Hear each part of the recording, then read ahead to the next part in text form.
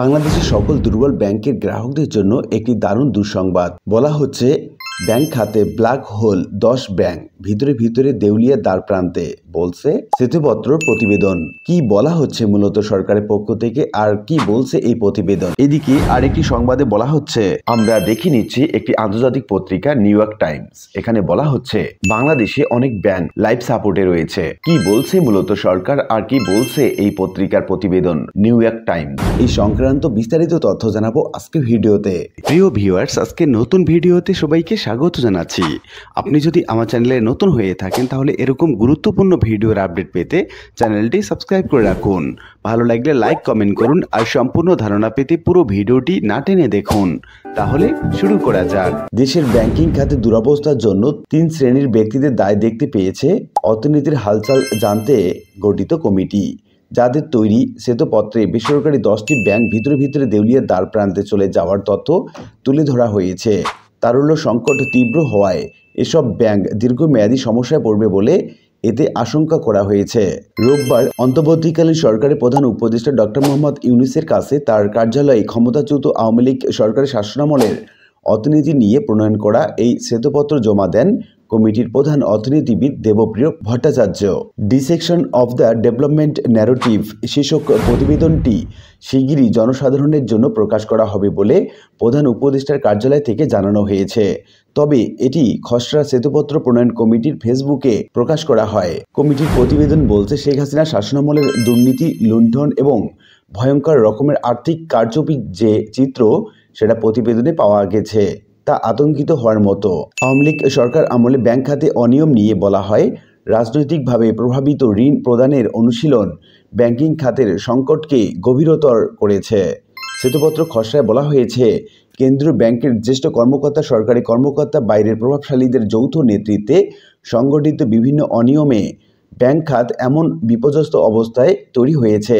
2015 থেকে 2024 সালে এমনটি যেভাবে প্রকাশ পেয়েছে এর আগে তা দেখা যায়নি। খেলাপি ঋণকে ব্যাংক খাতে কালো গর্ত হিসাবে চিহ্নিত করে শ্বেতপত্রে বলা হয়েছে, ব্যাংক খাতে সমস্যা যতটুকু দৃশ্যমান হচ্ছে এর চেয়ে অন্তত 3 গুণ বেশি অদৃশ্য রয়ে গেছে। প্রতিবেদনে বলা হয়, মূলত 2010 সাল থেকে দেশের ব্যাংকগুলোর নিয়ন্ত্রক সংস্থা বাংলাদেশ ব্যাংকের নিয়ন্ত্রণের বাইরে চলে যাওয়া শুরু করে।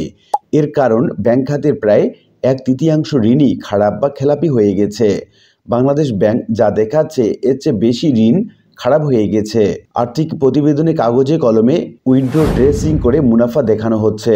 মুনাফা দেখাচ্ছে ব্যাংক। এতে বলা হয়, বেসরকারি 10টি ব্যাংক ভিতরে ভিতরে দেউলিয়ার দ্বার প্রান্তে চলে গেছে। তারল্য সংকট তীব্র হওয়ায় এসব ব্যাংক দীর্ঘমেয়াদী সমস্যায় পড়বে।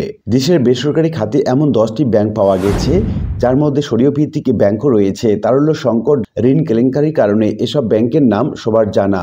শ্বেতপত্রে বলা হয়, দেশের মোট আমানত বাজারের 32% এসব ব্যাংকের। অন্যদিকে ঋণ বিবেচনায় ব্যাংক খাতের মোট ঋণের 33% এগুলোর। কিছু সংস্কারমূলক উদ্যোগ নেয়ার এগুলোর মধ্যে 8টি তারল্য সংকট উত্তরণের পথে যাচ্ছে। শ্বেতপত্রের ধারণাগত বিষয়ে অর্থনীতির ক্ষত সারতে খুব একটা কাজে লাগবে না বলে মনে করেন স্থানীয় শিল্পের বিকাশ এবং টেকসই প্রযুক্তি উন্নয়ন বিশেষজ্ঞ, বেসরকারি আমেরিকান বিশ্ববিদ্যালয়ের অধ্যাপক হুমায়রা ফেরদৌস। সুনির্দিষ্ট কারণ, দায়ী ব্যক্তি শনাক্ত এবং কিভাবে এত অনিয়ম হলো সেসব ঘটনা প্রকাশ করার তাগিদ তার। bdnews24.com-কে তিনি বলেন, 10টি ব্যাংকের নাম প্রকাশ করা উচিত। আমানতকারীরা জানতে চাইবেন কোন 10টি। এটি যদি জানতে না পারেন তাহলে পুরো ব্যাংক খাতে চাপ তৈরি করবে। এসব ব্যাংক বাদ দিতে পারবেন গ্রাহকরা। এদিকে আরেকটি সংবাদে বলা হচ্ছে, বাংলাদেশে অনেক ব্যাংক এখন লাইফ সাপোর্টে আছে। এমনকি যেসব ব্যাংকের আর্থিক অবস্থা ভালো তারাও সেখানে ঋণ দিতে পারছে না। এমনকি আমানতকারীদের টাকা সবসময় ফেরত দিতে পারছে না। আমানতকারীদের তারা মাঝে মধ্যে টাকা তোলার সুযোগ দিচ্ছে।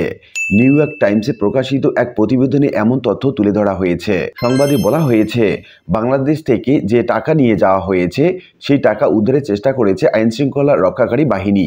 শেখ হাসিনা দলের অনেক সদস্যের বিরুদ্ধে অর্থ পাচারের মামলা করা হয়েছে।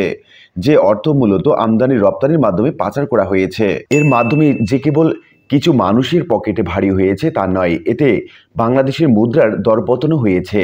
2014 সালের নির্বাচনের পর থেকে বাংলাদেশ থেকে এই অর্থ পাচারের গতি বাড়তে থাকে বলে প্রতিবেদনে উল্লেখ করা হয়েছে। এতে বলা হয়েছে 2022 সালে রাশিয়া ইউক্রেন যুদ্ধ শুরু হলে বাংলাদেশের মুদ্রার বড় ধরনের দরপতন হয়। আমদানি মূল্য অনেকটা বেড়ে যায়, বিদ্যুৎ উৎপাদন, জ্বালানি দাম বেড়ে যায়। এতে বড় ধরনের লোডশেডিং এর মুখে পড়ে বাংলাদেশ। অনেক ব্যাংকে নগদ অর্থের সংকট আছে। বিভিন্ন প্রতিষ্ঠানের কর্মীরা পুরো বেতন তুলতে হিমশিম খাচ্ছেন। এমনকি যেদিন বেতন দেয়া হয় সেদিন তারা পুরো টাকা তুলতে পারেনি, এমন পরিস্থিতি দেখা গেছে বলেও নিউ ইয়র্ক টাইমসের প্রতিবেদনে উল্লেখ করা হয়েছে। ওষুধ কোম্পানি টেকনো ড্রাগ কর্মী ছাঁটাই করতে বাধ্য হয়েছে। এই কোম্পানির সহ মহাব্যবস্থাপক মাজিদুল করিম নিউ ইয়র্ক টাইমসকে বলেন, নিম্ন আয়ের কর্মীরা সবচেয়ে বেশি ক্ষতিগ্রস্ত হয়েছেন। কর্মীরা তার কাছে অভিযোগ করেছেন ব্যাংক টাকা দিতে পারছেন না, সেই কারণে কোম্পানি বাধ্য হয়ে নগদ অর্থে মজুরি পরিশোধ করছে। তিনি আরও বলেন, নিজের ডেবিট কার্ড দিয়েও টাকা তোলা যাচ্ছে না। কেন্দ্রীয় ব্যাংকের গভর্নর আহসান এইচ মনসুর বলেন, এই বছর বাংলাদেশের প্রবৃদ্ধির বছর নয়, যদিও মুদ্রাস্ফীতির হার কমে আসছে এবং প্রবাসী আয় প্রবাহ বাড়ছে। তিনি আশাবাদী আন্তর্জাতিক মুদ্রা তহবিল বাংলাদেশের মুদ্রা স্থিতিশীল করতে আরও 3 বিলিয়ন অর্থাৎ $300 কোটি সহায়তা দেবে। ভবিষ্যৎ নিয়ে আশাবাদী কেন্দ্রীয় ব্যাংকের গভর্নর। তো উল্লিখিত আলোচনা থেকে আমরা এটুকু বলতে পারি যে বাংলাদেশের অনেক ব্যাংকের অবস্থা এখন লাইফ সাপোর্টে রাখার মতো, এবং বাংলাদেশ ব্যাংকের গভর্নর বলছেন আগামী 1 বছরের মধ্যে সবগুলো ব্যাংক ঠিক হয়ে যাবে, এমনটি প্রত্যাশা করছেন বাংলাদেশ ব্যাংকের গভর্নর। আশা করি বিষয়টি বুঝতে পেরেছেন। আর আজকের ভিডিওটি এ পর্যন্তই। আশা করি ভিডিওটি আপনাদের ভালো লেগেছে। ভিডিওটি ভালো লাগলে লাইক কমেন্ট করতে ভুলবেন না। আর নিয়মিত আপডেট পেতে অবশ্যই চ্যানেলটি সাবস্ক্রাইব করে রাখুন।